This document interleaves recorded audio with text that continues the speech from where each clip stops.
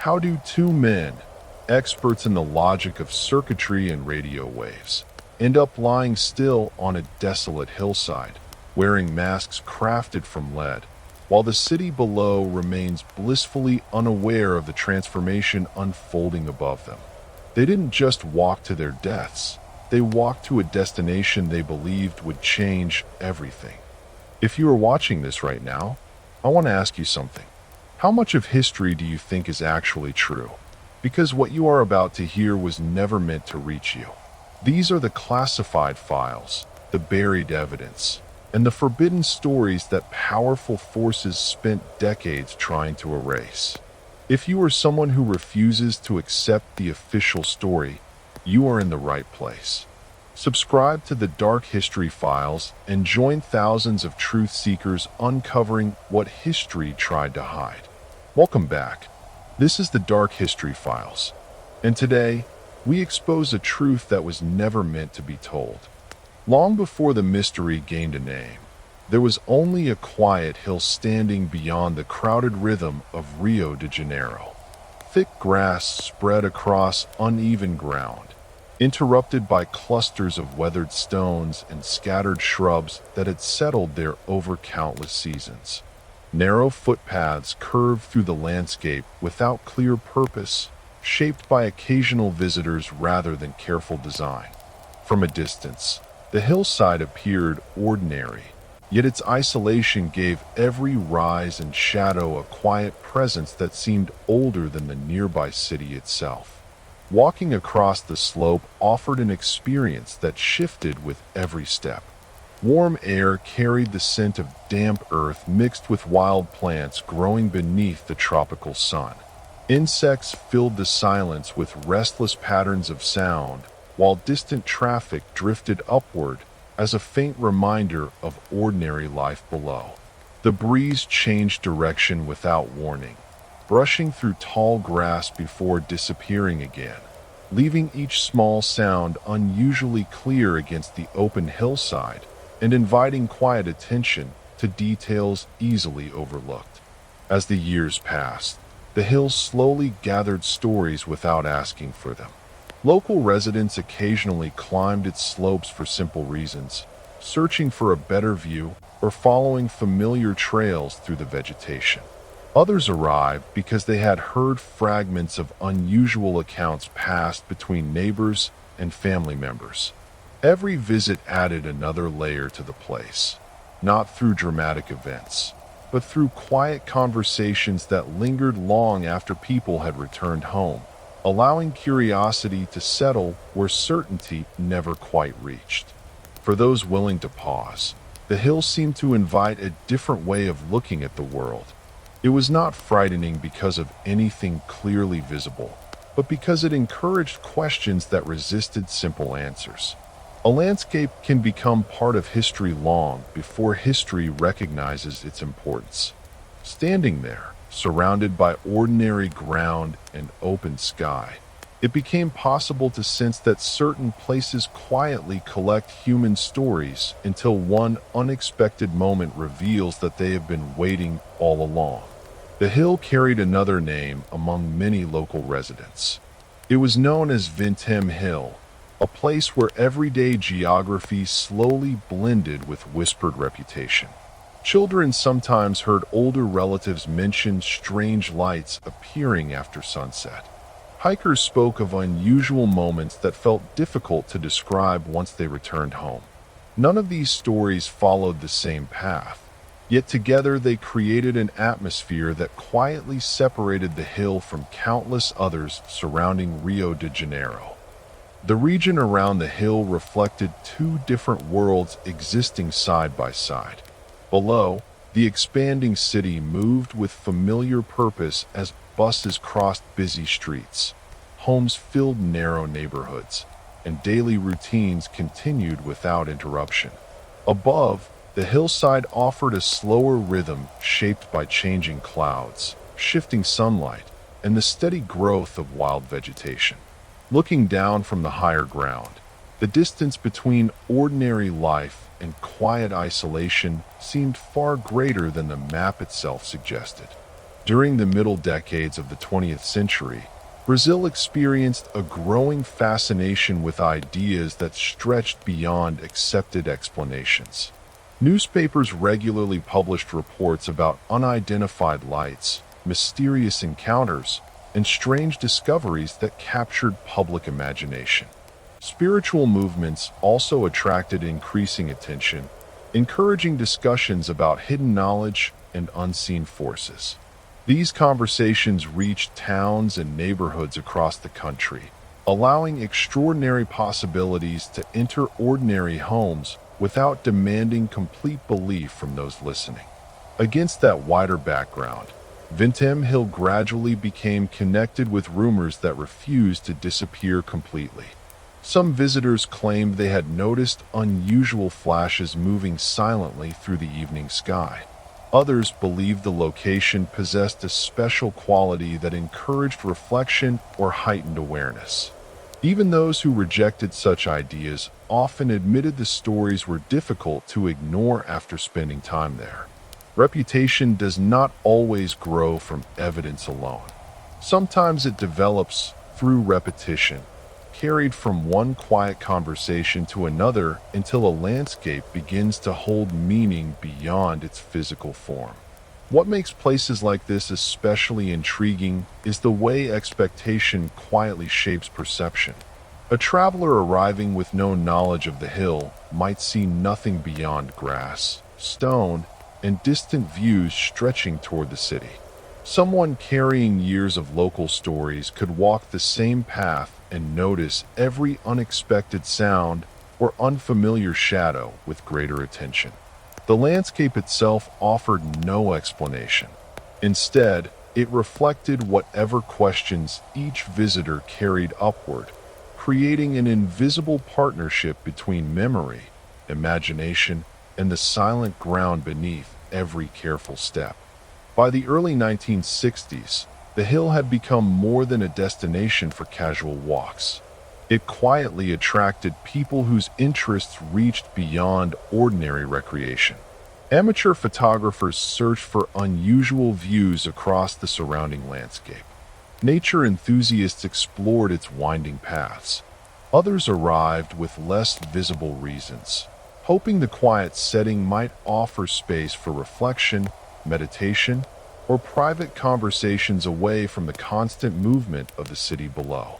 Its elevation gave visitors an unusual perspective.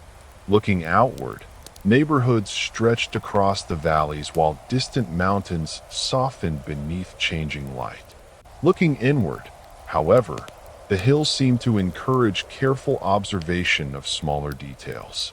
A weathered stone resting beside a narrow trail, the movement of insects through tall grass, or the slow passage of clouds overhead could hold attention far longer than expected.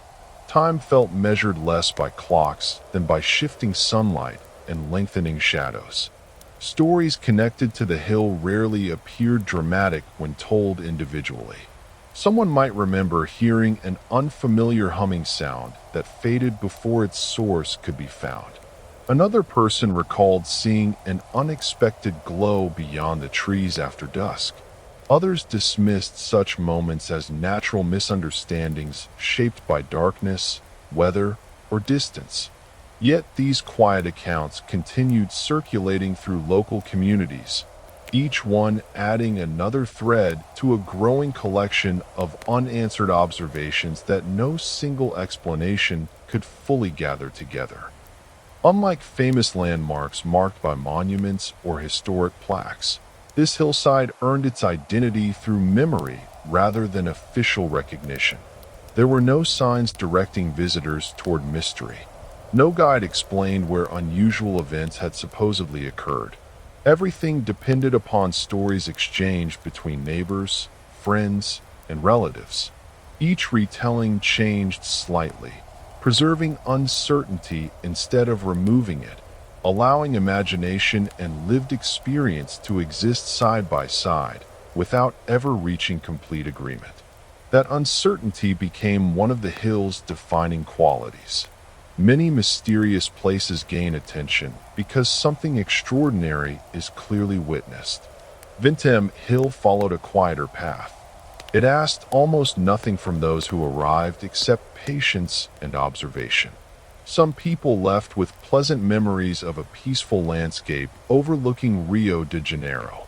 Others departed carrying a feeling they could not easily describe, sensing that the hill revealed different faces to different visitors.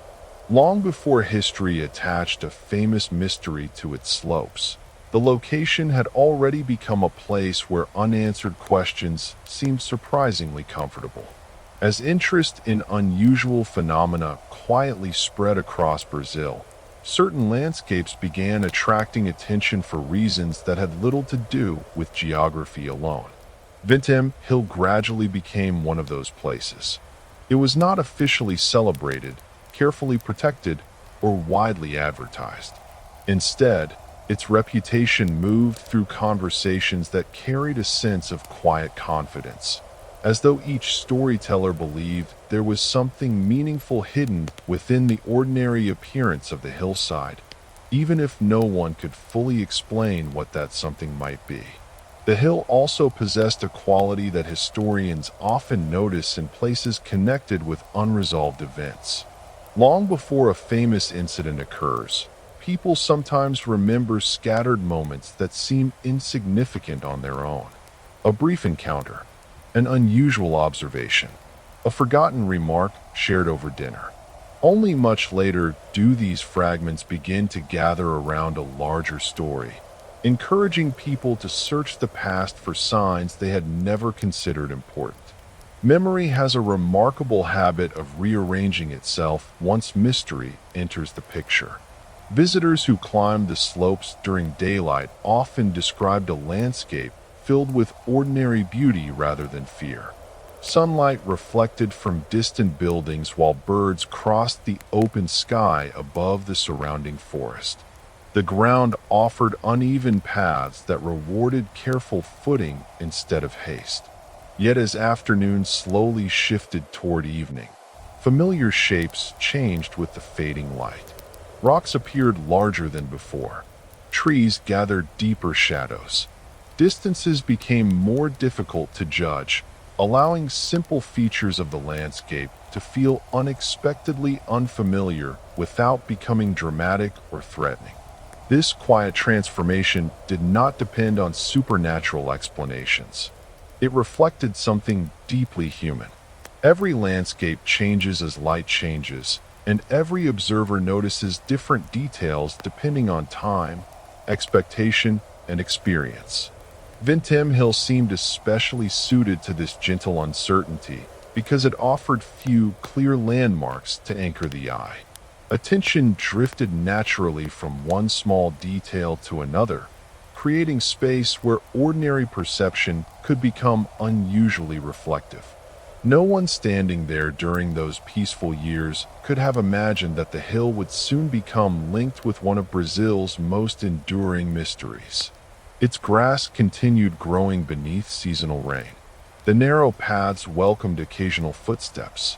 Birds circled above the rocky slopes exactly as they always had. Nothing visible suggested that history was quietly approaching. Yet the landscape was already preparing to receive an event that would forever change how future generations looked upon this quiet rise above the city. History often remembers the moment a mystery becomes visible, yet the setting usually begins shaping that story long before anyone notices. Vintem Hill had spent countless years overlooking the expanding city without asking for recognition. Its slopes witnessed changing seasons, quiet conversations, solitary walks, and ordinary afternoons that disappeared into memory without leaving written records. Nothing about the landscape demanded attention, yet its quiet character would soon become inseparable from one of Brazil's most puzzling investigations. The contrast between the hill and the city below made that future mystery even more striking. Rio de Janeiro pulsed with movement, commerce, and constant human activity. Streets filled with familiar routines, while neighborhoods continued growing across the surrounding valleys. Above that energy, The hillside offered distance rather than escape. It allowed the sounds of daily life to soften until they blended into the background, creating an environment where even small events seemed to carry unusual weight simply because they unfolded in relative solitude.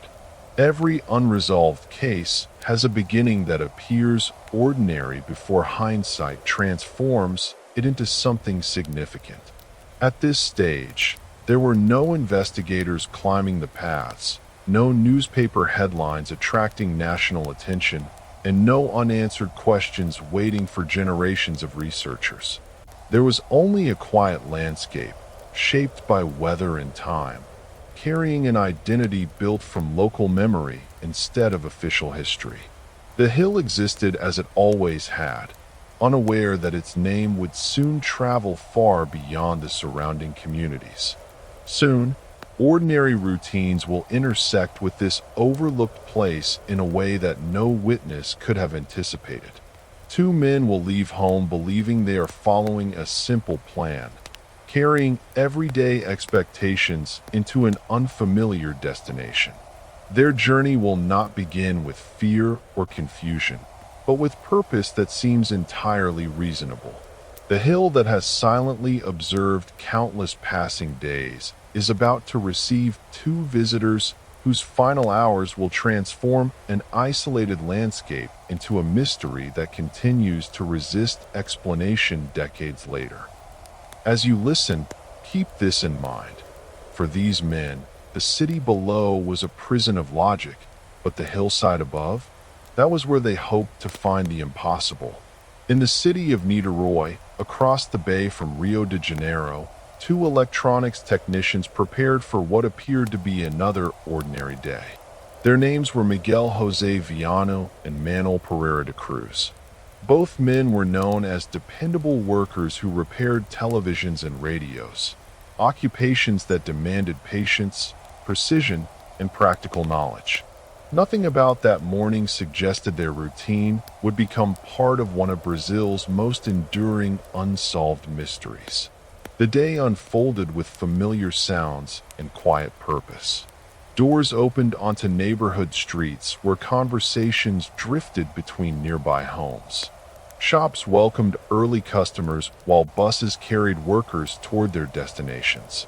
Inside this ordinary rhythm, the two technicians gathered what they needed before leaving. Their movements attracted little attention because they matched the pattern of countless mornings. Friends and relatives saw nothing unusual in their expressions, voices, or calm confidence as they began the journey ahead. Their departure introduced small moments that would only gain importance later. Before leaving, they explained that business required them to travel and purchase equipment connected with their work. The reason sounded reasonable to those who heard it, leaving no cause for concern. Carrying money for expenses, they stepped away from familiar surroundings and moved toward public transportation.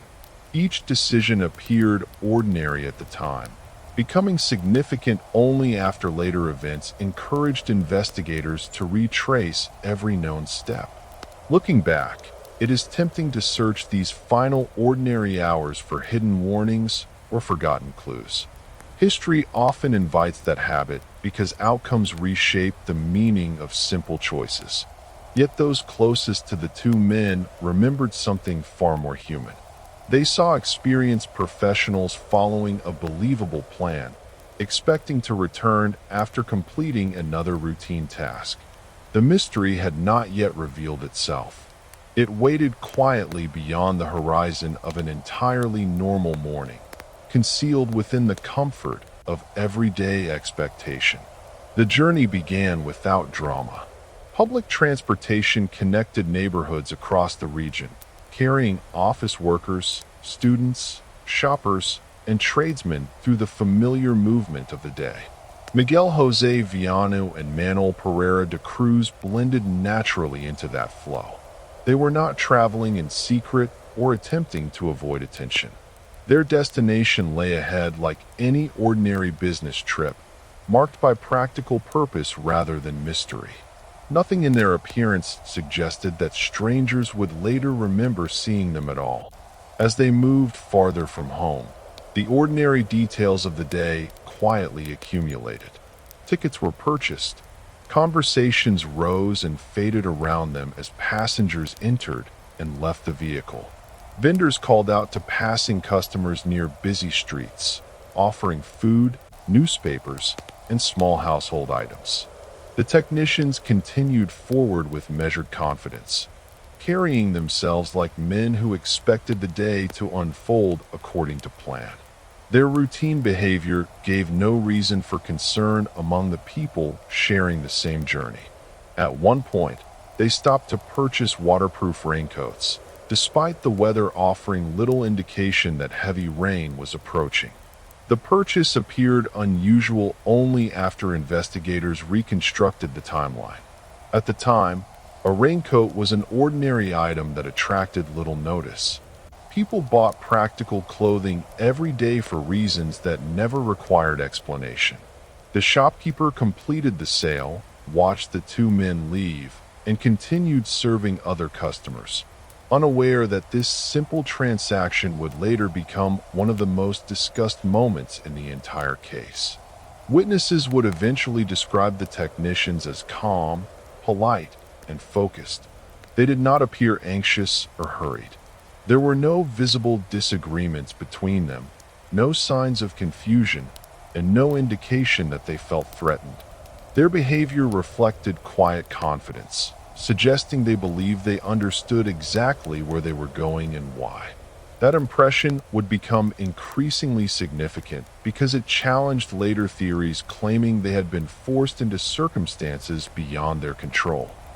The deeper investigators looked into these ordinary movements, the more striking they became.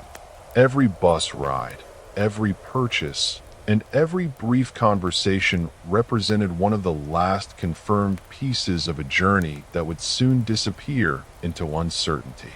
The path remained visible for a while, traced through everyday encounters with strangers performing ordinary jobs. Then, almost without warning, that clear trail approached the lonely hillside where routine ended and one of Brazil's greatest unsolved mysteries quietly began.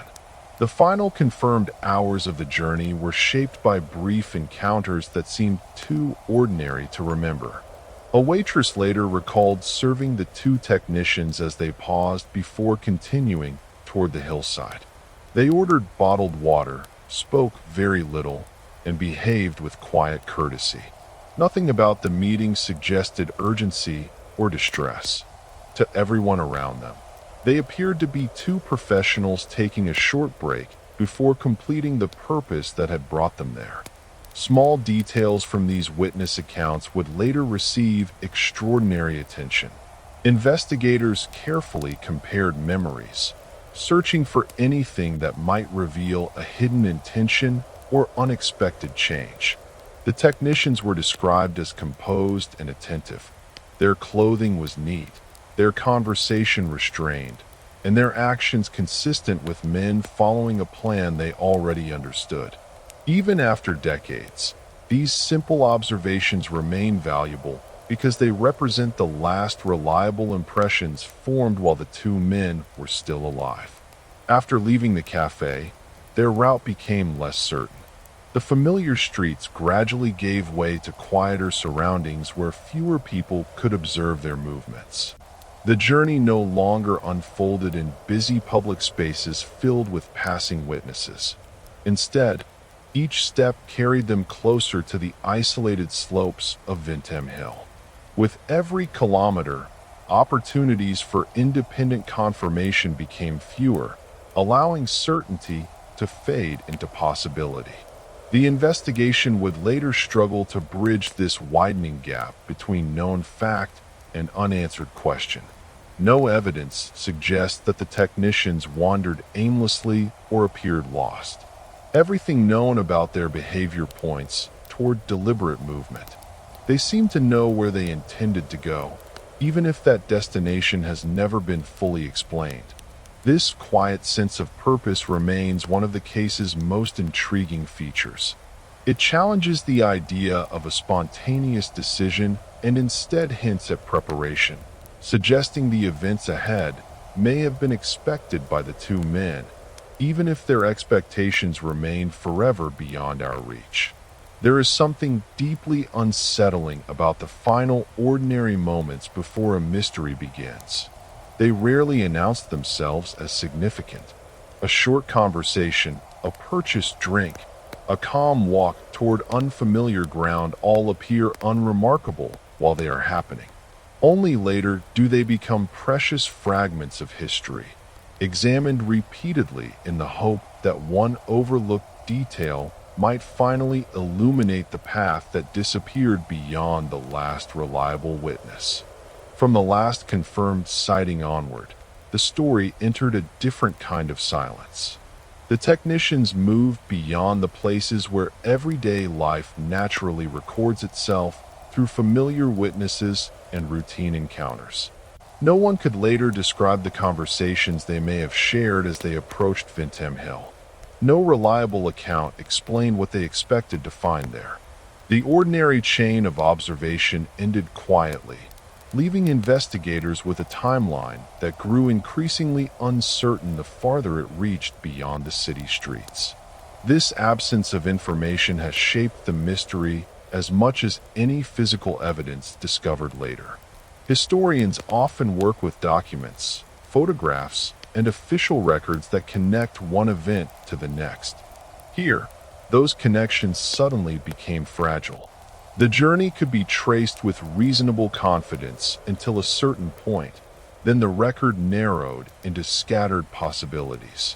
Every missing minute created space for competing interpretations, allowing theories to develop where confirmed facts could no longer provide direction. The contrast between certainty and uncertainty is striking. Earlier in the day, almost every movement could be explained through familiar routines. A business trip, transportation, simple purchases, and brief stops all reflected ordinary life. Then the pattern shifted. There were no dramatic warnings, no desperate messages, and no visible signs that anything had gone wrong. Instead, normal activity gradually dissolved into unanswered time, making the transition far more unsettling because it offered no clear moment when the story changed. Investigators would later revisit these missing hours countless times, hoping that overlooked evidence might restore the broken sequence. Witness statements were compared, distances were measured, and estimated travel times were carefully reconstructed. Yet every reconstruction depended upon assumptions that could never be fully verified. The technicians had carried their intentions with them, and whatever understanding guided their final decisions disappeared alongside them, leaving only the visible outline of a journey whose most important chapter remained hidden. Perhaps that is why the lead mass case continues to fascinate decades later. The mystery did not begin with a dramatic confrontation or a public spectacle. It emerged from the quiet disappearance of ordinary certainty. Two respected technicians followed what appeared to be a reasonable plan, moving through a perfectly normal day until the record simply grew silent. In that silence, history encountered a void that has resisted every careful attempt to fill it, inviting each new generation to ask the same unanswered question. The final stage of their journey unfolded beyond the reach of confirmed observation. Somewhere between the familiar world of shops, buses, and passing conversations and the isolated hillside overlooking the city, the two technicians crossed an invisible boundary. It was not marked by a sign or a dramatic event. Instead, it was defined by the simple absence of witnesses. From that point forward, the story would rely less on direct knowledge and more on careful reconstruction, leaving investigators to piece together events that no living person could fully describe. This transition is one of the most revealing features of the entire case. Every unsolved mystery contains a moment when ordinary history gives way to uncertainty. Here, that moment arrived quietly.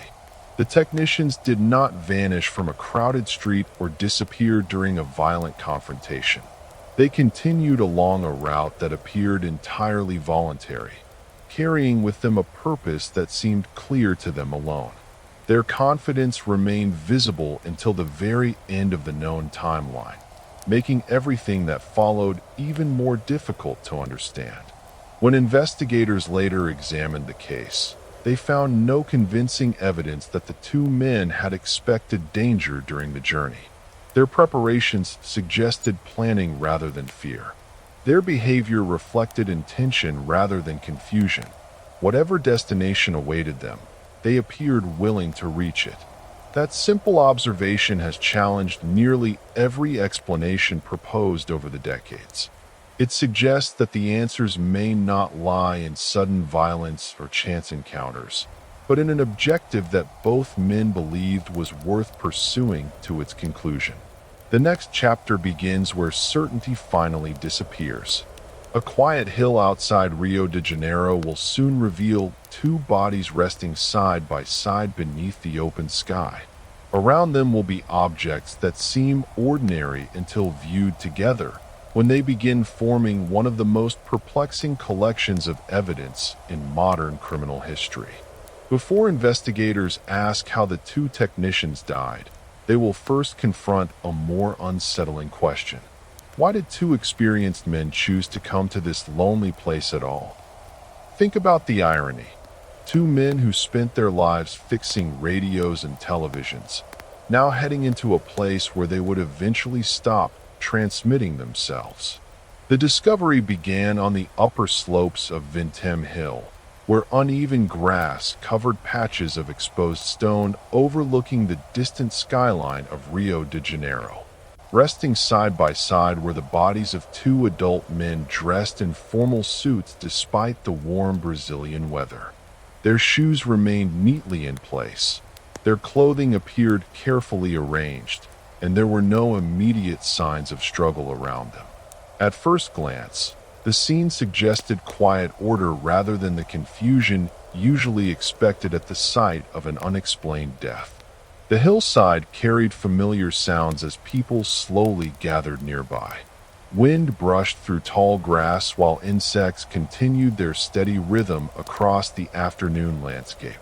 Birds crossed the open sky above, unaffected by the unexpected discovery below. Those approaching the bodies experienced a strange contrast between the peaceful surroundings and the unsettling details emerging with every careful step. Ordinary sounds continued uninterrupted, making the silence surrounding the two men feel even more difficult to understand. As investigators and witnesses looked more closely, the scene began revealing details that quietly transformed the entire case. Personal belongings had not been scattered across the ground. Money remained with the victims instead of disappearing. Then attention shifted toward an object covering each man's eyes. The unusual masks, cut from sheets of lead and shaped to rest over the face, immediately separated this discovery from any ordinary investigation. With that single observation, the hillside became the center of a mystery unlike anything local authorities expected to encounter. The human mind naturally searches for familiar explanations when faced with something unknown. Yet this scene resisted that instinct from the very beginning. Every visible detail appeared to answer one question while creating another. The careful clothing suggested preparation. The untouched possessions challenged the idea of robbery. The lead masks hinted at purpose but revealed nothing about intention. Standing above the city, investigators found themselves confronting not only two unexplained deaths, but a carefully arranged moment that seemed to conceal its own meaning. The first people to examine the scene understood that they needed to move carefully. Every object resting near the bodies could hold meaning, even if its purpose was not immediately clear.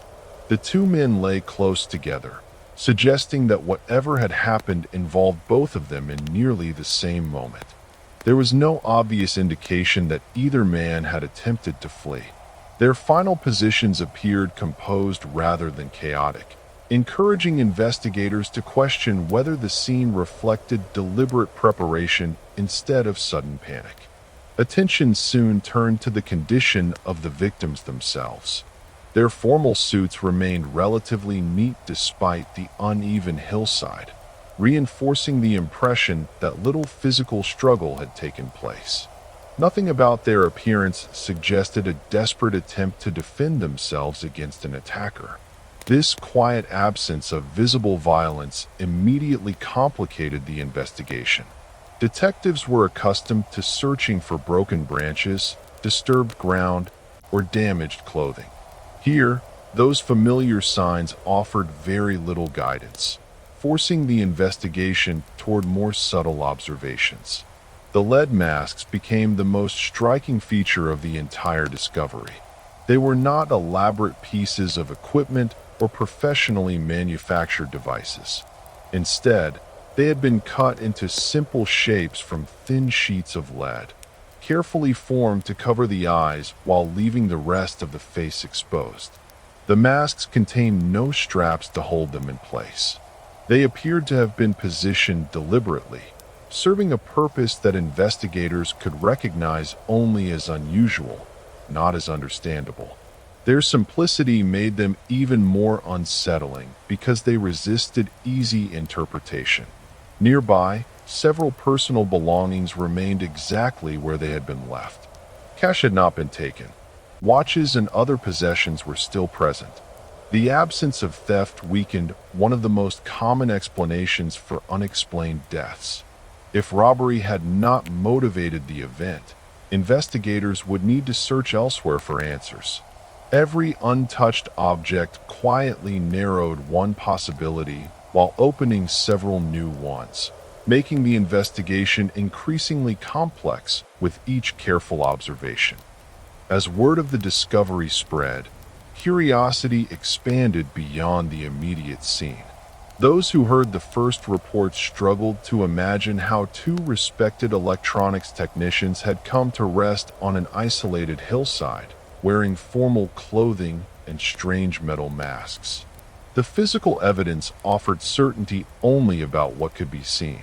Everything beyond that point remained hidden, leaving investigators with a scene that appeared remarkably orderly while refusing to explain the path that had led to it. As investigators expanded their examination, they resisted drawing immediate conclusions from appearances alone. Every unexplained case carries the risk of allowing unusual details to overshadow careful observation. The detectives documented the position of the bodies, the surrounding terrain, and each visible object before attempting to explain what any of it might mean. Even at this early stage, they understood that the smallest overlooked detail could eventually become the key to understanding a mystery that already seemed unlike any they had encountered before. The condition of the scene presented an unusual balance between order and uncertainty.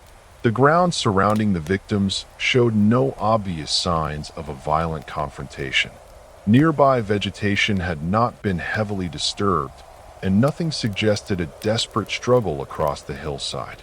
At the same time, the location itself raised difficult questions. It was isolated enough to provide privacy, yet accessible enough for determined visitors to reach on foot. Whoever came there had likely chosen the place deliberately rather than arriving by accident. Medical observations added another layer of complexity. The bodies had already been exposed to the environment for several days before being discovered, limiting what investigators could confidently determine. Time had quietly erased some of the evidence that might have answered crucial questions. Detectives could identify certain physical facts, but other possibilities became increasingly difficult to verify. This natural passage of time would remain one of the greatest obstacles throughout the investigation, preventing later examinations from providing the certainty everyone hoped to find. The absence of clear physical injuries became impossible to ignore. No obvious wounds immediately explained the deaths, leaving investigators uncertain about what had happened during the technicians' final moments. Without visible trauma, attention naturally shifted toward less obvious possibilities, including poisoning or another unseen cause. Yet, even those ideas remained speculative because the available evidence refused to point confidently in any single direction. Each answer seemed to dissolve before it could fully take shape. By the end of the initial examination, investigators possessed a carefully documented scene, but remarkably few reliable conclusions. They knew where the two men had been found, what they had been wearing, and which objects surrounded them. Beyond those observable facts, certainty became increasingly difficult to maintain. The hillside had surrendered its visible evidence while quietly holding back the story behind it, ensuring that every future investigation would begin with the same carefully arranged mystery and the same unsettling absence of clear explanation. As the investigation continued, the scene revealed another unusual quality. Nothing appeared hurried. The arrangement of the bodies, the presence of personal belongings, and the carefully placed lead masks suggested that the final moments had unfolded without visible disorder. Detectives found themselves studying not only what was present, but also what was missing. There were no obvious signs of panic, no scattered possessions, and no clear evidence that an unexpected struggle had interrupted whatever the two men had intended to do on the hillside. This quiet order challenged many of the assumptions investigators normally relied upon. In most unexplained deaths, physical evidence points toward at least one likely direction. Here, every observation seemed balanced between multiple possibilities. The scene could be interpreted as deliberate preparation, careful cooperation, or an event whose true sequence had been hidden by circumstances that left almost no visible trace. The evidence neither confirmed nor rejected these ideas. Instead, it invited careful examination while refusing to favor any single explanation. Photographs taken during the investigation preserved the remarkable appearance of the discovery. They captured two formally dressed men lying side by side beneath the open sky, surrounded by ordinary grass and scattered stones. The simplicity of the setting contrasted sharply with the unusual details resting within it. Those images would later circulate far beyond Brazil, becoming some of the most recognizable photographs associated with an unsolved mystery. Even decades later, people continue studying them in search of overlooked clues that the original investigators may have missed. Officials also considered whether someone else had arranged the scene after the deaths occurred. It was a reasonable question because the orderly appearance encouraged that possibility. Yet proving such an action required evidence that could not be clearly established. The investigation remained caught between competing interpretations, each supported by certain observations while weakened by others. Every attempt to organize the facts into a complete narrative encountered the same obstacle. Critical moments remained invisible, leaving only their consequences behind. The hillside had offered investigators a mystery built from physical certainty and narrative absence. They could describe almost every visible object with confidence, yet the meaning connecting those objects remained hidden. The discovery itself became the first great puzzle of the lead masks case. Before detectives could understand why the two technicians had died, they first had to understand what kind of event they were actually investigating. That question would quietly shape every stage of the case that followed. By the conclusion of the first examination, investigators had assembled a scene unlike any they expected to encounter. Two respected electronics technicians had been found together on an isolated hillside, dressed in formal clothing, carrying personal possessions, and wearing handmade lead masks over their eyes. Each individual detail could be described with confidence. Yet when those same details were viewed together, they refused to form a simple or convincing explanation. The mystery had emerged not from missing evidence alone, but from evidence that seemed complete while remaining deeply puzzling. News of the discovery soon spread beyond the local community. Newspaper reports emphasized the unusual masks, transforming them into the defining image of the case almost immediately. Readers across Brazil encountered a story that appeared to belong somewhere between criminal investigation and unexplained phenomenon. The combination of ordinary victims and extraordinary circumstances captured public attention because it challenged familiar expectations. The case felt grounded in reality, yet every reported detail hinted at questions that ordinary experience could not easily answer. For investigators, however, curiosity had to remain secondary to careful procedure. Public speculation could move quickly, but evidence demanded patience. Every recovered object required examination. Every witness statement needed comparison. Every confirmed movement before the discovery had to be placed into a reliable timeline. The lead masks were unforgettable, but experienced detectives understood that striking objects sometimes distract from quieter clues. Solving the mystery would require understanding not only what had been found on the hill, but also everything that had happened before the two men ever reached it. The investigation now faced a different challenge. The scene had been documented, the victims identified, and the physical evidence collected. The next step was no longer to observe the hillside, but to understand the lives of the men who had arrived there. Their occupations, interests, friendships, and private activities would soon receive careful attention. Only by looking beyond the place of discovery could investigators begin exploring the hidden path that connected two ordinary electronics technicians to one of the most enduring mysteries in Brazilian history. The answer lies deeper than the surface of that hillside. The secrets they took to their graves are about to be unraveled. The next part of our investigation, where we expose the hidden world they were trying to reach, is releasing in just 48 hours.